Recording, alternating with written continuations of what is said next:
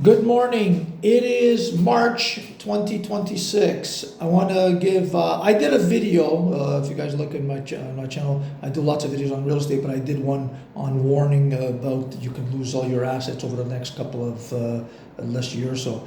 But now I think things are getting really a little bit precarious. As I said, we're in March of 2026, and let's talk a little bit about debt. You know, guys, debt in itself is not such a bad thing. A lot of people think debt is bad. It's relative. I'll give you an example of what I mean.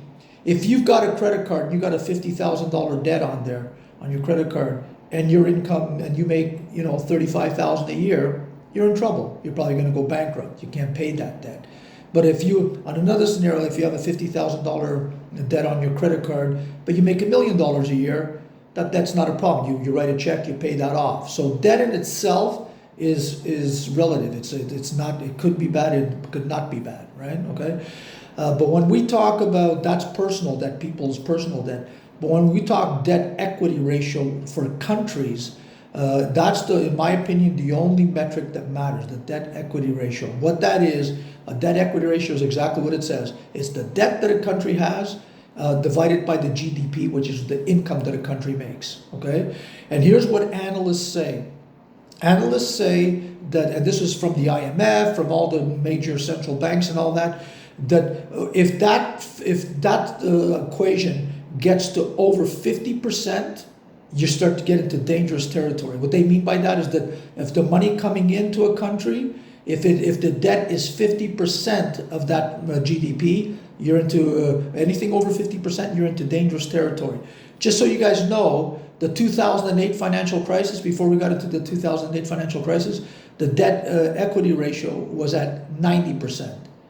Okay, so that's really bad. Well, today, in 2026, it is at 135%, the highest it's ever been in history. I don't know if you guys saw last week, a lot of the major private equity players like BlackRock, Blue Owl, they've limited the amount of the withdrawals that clients can do. And now also last week and this week, I think you're going to see what's that? Oh God, Morgan Stanley, Chase Bank, Bank of America are limiting the withdrawals that clients can do from their accounts.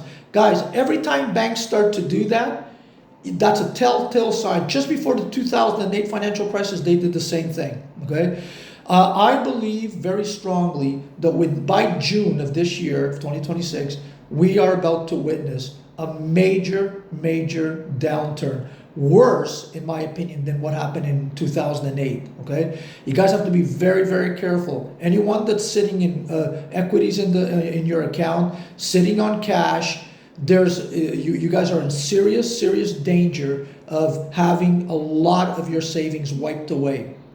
Give me a call. There is alternatives to these fiat currencies. It's hard assets. It's the only thing that matters. Gold, silver, raw land. Anyone hanging on to physical hard assets, I believe is going to be able to weather this storm.